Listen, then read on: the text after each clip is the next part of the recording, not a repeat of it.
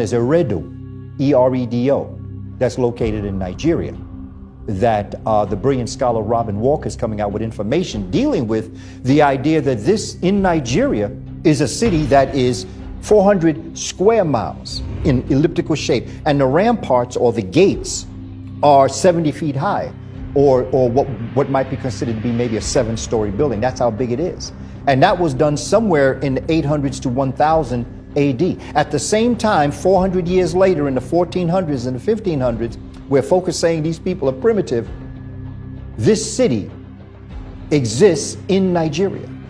Once Britain burned the palace and they colonized the region and then renamed it Nigeria, it wasn't called that before, they did not permit the Oba, that's the emperor of Benin, to rebuild the palace.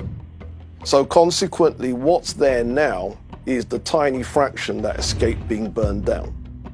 We look at cities that were larger than cities in Europe at that time.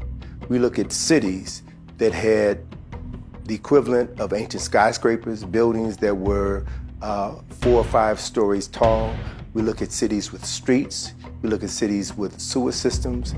We look at cities, nations that had universities, that had libraries, that had a upper class, a solid middle class, architects, engineers, physicians, dentists, a city that would rival any other city in the world at that time.